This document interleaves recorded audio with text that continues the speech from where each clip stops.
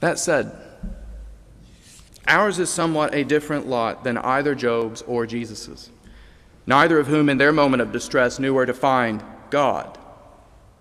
We do.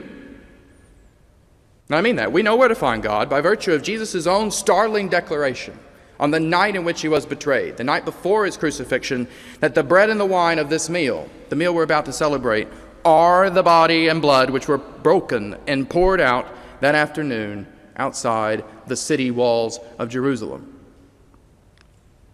Anglicans and Episcopalians are wary, and wisely so, to my mind, of specifying exactly how this transformation works metaphysically. What exactly happens to the bread and the wine in transit to the body and the blood, as it were. But it is a mistake to think this is an opportunity to make less of this sacrament rather than more of it.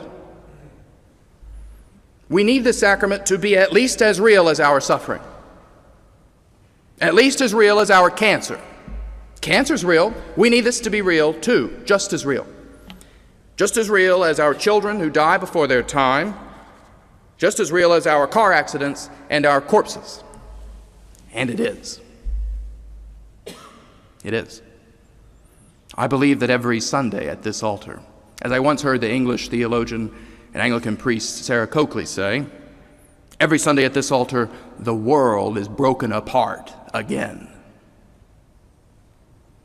Our suffering and pain taken on and taken up by our Lord again, as the priest cracks Christ's body again above the stone of this altar and is consumed by us, whose lives and deaths can be saved only by the life and death of God himself. Due reverence for this sacrament need not exclude a whole range of emotions on your part when you receive it.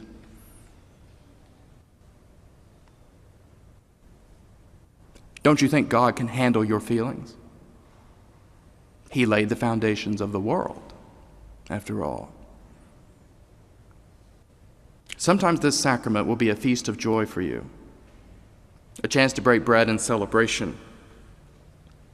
But sometimes it will be possible only to receive in anger or even numbness, receiving the host and sipping the wine only to rip and tear at God with your teeth, you hope, or to swallow him mindlessly, as we do a sip of water while working at our desks, in the hardened indifference which is love's true opposite.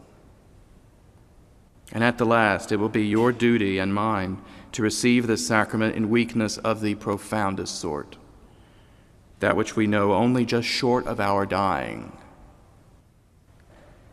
in which this host will be the last and final medicine our bodies will ever know. It is the Eucharist, I think, that is the answer God gives us to suffering in this life. The one whom Job said made his heart faint and terrified him, who bellowed in response, "Where were you when I laid the foundations of the world?"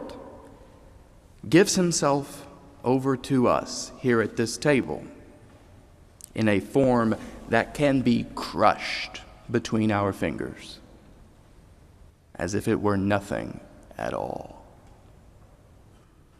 Friends, if you want to have a word with him, come and get him.